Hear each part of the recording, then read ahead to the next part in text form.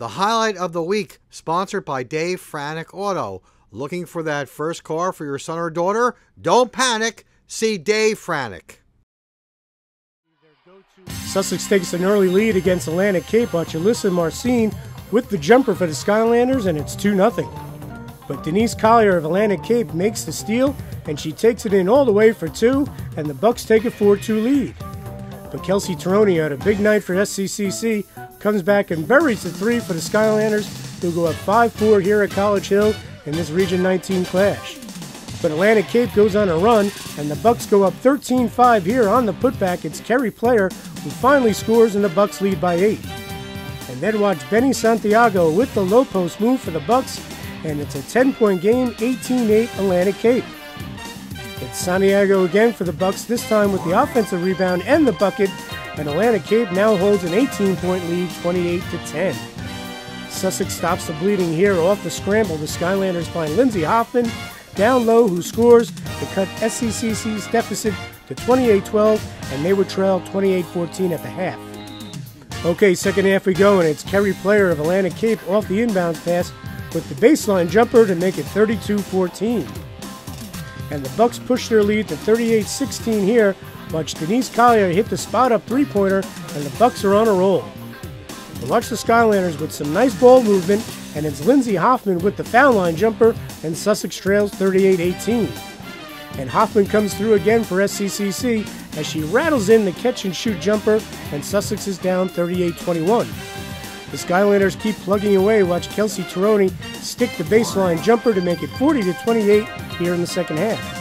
But it's Arlene Craig on the run out, and then she finally scores here on the putback, and Atlantic Cape has a 16-point lead, 46-30. And the Bucks cap the big win here on this Jen Latham bucket as Atlantic Cape would top Sussex 62-36. You know what? If we hadn't spotted them in the first half, we would, would have been a lot better at the end, I think. But we didn't. I thought we looked good in warm-up today, but we just didn't come out with the right mentality to start the game today. That was a team that, honestly, we should have beat them.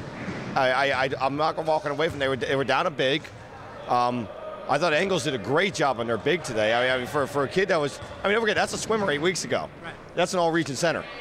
And that's a heck of a job on her part. But we just, I wrote on the board today, if 4 out of 5 of you show up, that's only 8%.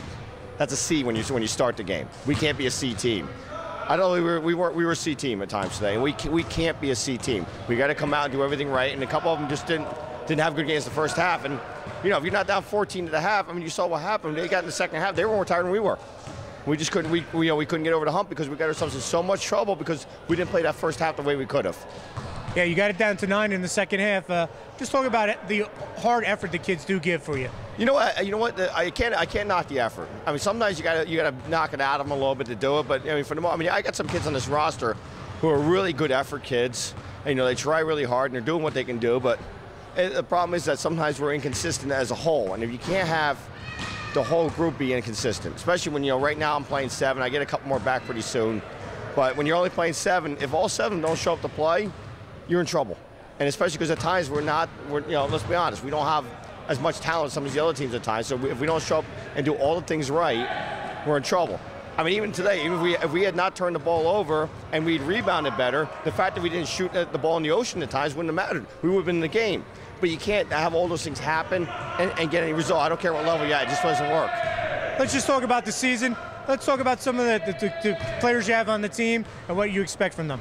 Well, obviously, we got Kelsey Taroni, who's one of our co-captains, who that was a good pickup out of Walker Valley, and Kelsey's really, she's been a really hard-working kid, and the fact that she has accepted the fact that I'm playing her in kind of different positions. To start the year, she was actually playing center. So this is a kid that was a point guard in high school. Now I got her playing center. Now I got her, you see tonight. Now she plays the big spot. So she's really all over the place. And then. I said when I picked up Lindsay Hoffman, Hoffman was what a great kid to have. I'm glad she came back from Stroudsburg to come up here, and she might have saved our season. Just the fact that she's on the roster, and you can see she works real hard, and she's getting her basketball legs out. And then some of the other kids I've got, like Sam Paulson, my other co-captain, is she's working. Master Domenico gives us an element that some teams don't have. You can see when Monique starts running the floor and we get the ball out to her, she's got a whole different element. She's got an extra gear other teams don't have. So, and I touched on Engels before too. She's really. For a kid that's not a basketball player, And, I force fed her a lot, and you can tell she's a really smart kid. I mean, she plays 2 years, she'll be an academic All-American, and she's just a smart kid. She gets it, and she's just a work in progress. But for 8 weeks, I mean, you watch that game tape, can you tell that kid's a swimmer? I mean, that's what I'm saying. I mean, that kid's worked really hard to become a basketball player, and at times you look at her and go, wait, what sport did she play in high school? It's a joke on our roster that, who holds a high school record in our gym? The answer's her, 400 freestyle. So, it's stuff like that. Then, obviously with the girls like I play, Marcine gives us a bit of an athletic element that doesn't, that we didn't have previously. Then, Davenport, when she comes in, she hits a couple shots here and there. So, Mag's done a good job. So, but the problem is they all have to do everything at the same time, and that's been a problem.